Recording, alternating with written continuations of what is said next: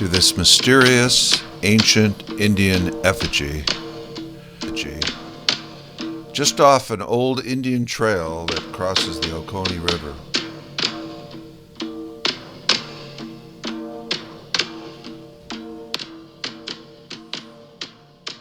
We are on another Georgia River story. I have a passion for history, archaeology, and working with over a dozen archaeologists over the last 20 years. There's nothing I like better than uncovering, exploring, writing, and recording Georgia, often overlooked, rarely understood history. So the site we're going to today is an effigy. Basically, an effigy is something created to look like a human or animal figure and has special significance, and we will uncover that.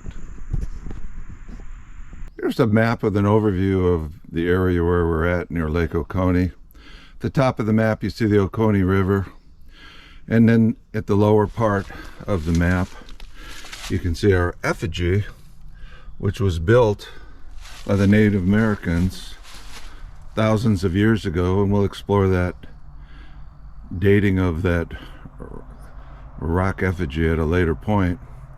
But there's a lot of trails here around this park site, and the effigy, this is not the effigy, this is the memorial cemetery for the Little family. Kinchin Little came, we think, around 1812. The land was first available in 1805. The White family, early settler, it was sold a couple times. The Stinson family took over the area, trying to develop the woods into a workable farm. Kinchin Little came here, married one of the Stinsons, and his family lived here for a long time. And they prospered in the plantation way, ultimately had 4,000 acres under cultivation and so forth. And it was a hard working place, had 100 slaves. This granite wall for the cemetery was obviously built by slaves. We're not going to spend a lot of time, but it's interesting to see these family memorials that were here.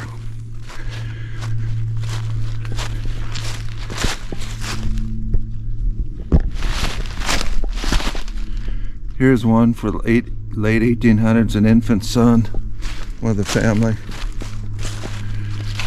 Here's the wife of Elizabeth Martin, one of the later wives for Kinchin Little. There's his grave, or at least one of his sons.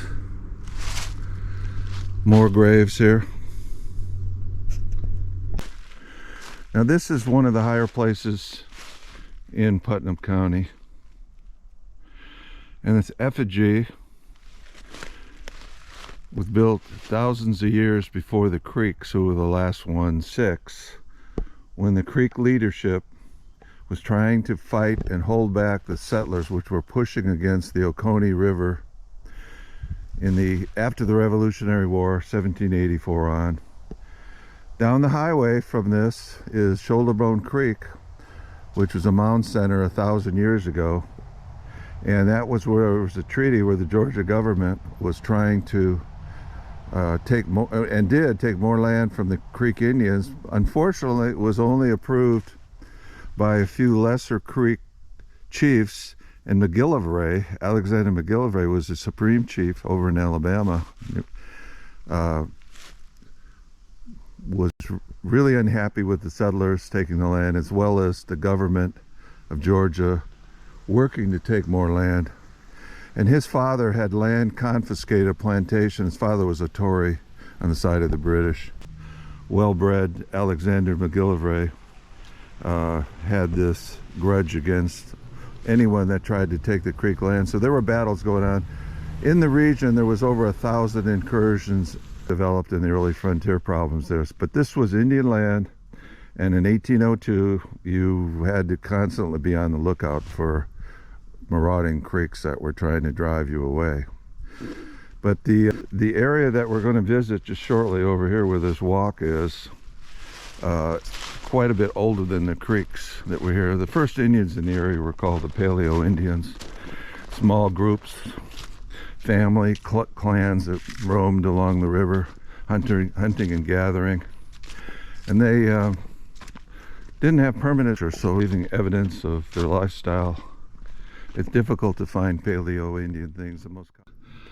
What we have here is the effigy, basically a bird in a cage to protect the site. It's changed over the years. If you notice,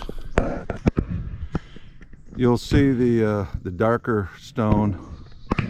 That's the patina, that aging of it, that from being exposed to the elements over the years. Most interesting in here is the fact is that this is built so low to the ground, kind of a mound as effigy, and it's made of this white quartzite, and I think that's key to understanding the age of this. This quartzite is really a magical rock. It has, if you took two together and hit them together, they could spark. The white color piled in this bird effigy, tremendous symbolic meaning that's long lost to history. This is truly forgotten Georgia history. But we can speculate what this is. It's fascinating. These sites just beg with questions to be answered. When you look here, you'll see how this has changed over time. The rock hawk, little rock hawk, initially was drawn by archaeologist C.C. Jones, 1878, so this has been known a long time. And there's measurements of it. It faces to the southeast, which is really important in early cultures about the winter solstice, summer solstice. There you can see other later ones, other illustrations. And it looks like if you see some of the granite that's out here, you can see that it's added, complemented the original.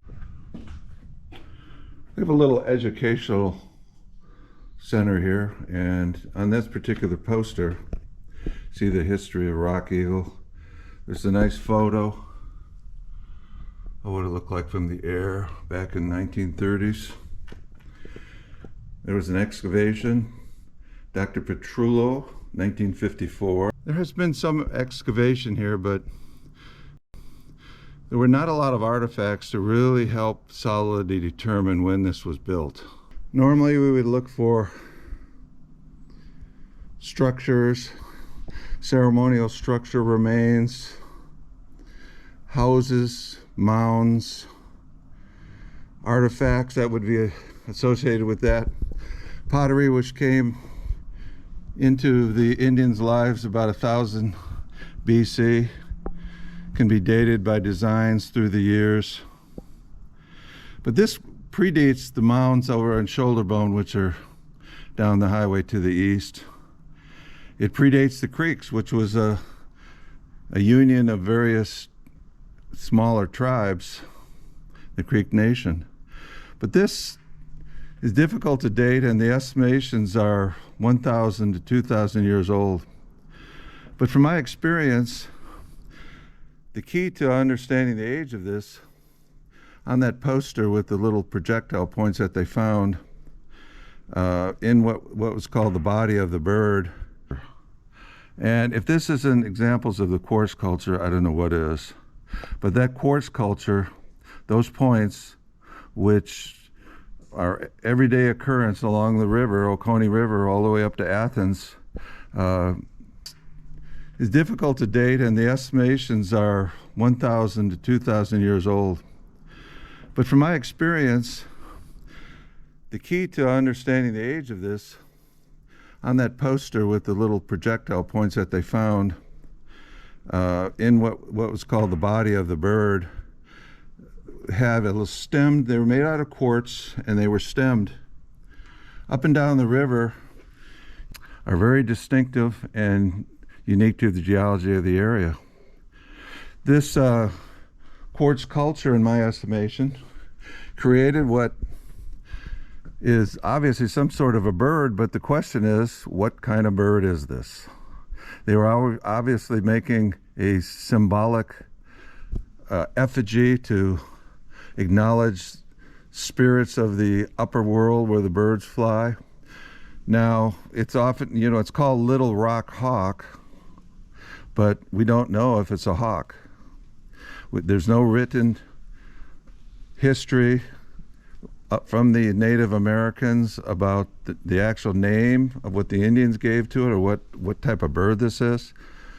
Hawks, falcons, eagles were all revered by Native Americans through the southeast and other parts of the country. And so the raptors were always highly revered as being warriors of the sky and representing the upper realms. Natives lived in the middle realm, and they were constantly trying to balance the lower world, which is death and passing away into another dimension. And so everything in the native world had a spirit to it. So evidently the quartz rocks, there's a big boulder right down there, some more on the edge, had powerful spirits that were mounded up to create a bird. Perhaps it was another bird that they revered, respected, was the buzzard. It's not a very romantic concept, but the buzzard was able to, in a unique way, eat things that were dead or dying that humans could not even touch. So they were considered to have special powers. This could have been a turkey. I mean, who knows? So we'll just consider it a little rock hawk. But getting back to the quartz utilization here, I believe this is the quartz culture. I went on an archaeological dig with a interesting international rock art archaeologist. It had an interesting name, Yanni Lobser, and he has studied rock all over Georgia and interesting findings. He invited our archaeological group up to explore a dig that was being threatened in Jackson County, Georgia, by development. And this was a site that was wooded, very similar to this, and there were piles of rocks very similar to this, not quite as sharply defined as birds, but you could interpret it. There were 17 of these that looked just like this. And Dr. Lobser says that in his idea, these rocks would have a special glow in the moonlight, and perhaps if they were hit together would create a spark. And so there was these are magical. You would look at this and you would realize that it would have taken an X number of people, I don't know how many folks, to bring these magical rocks as they found them to add to ceremonies that would maybe be a effigy to signify good luck in hunting or in warfare, or even passage to another life, but that we don't know. But it's interesting to explore these and to speculate, and we will be looking at more forgotten Georgia history on coming videos, so stay tuned.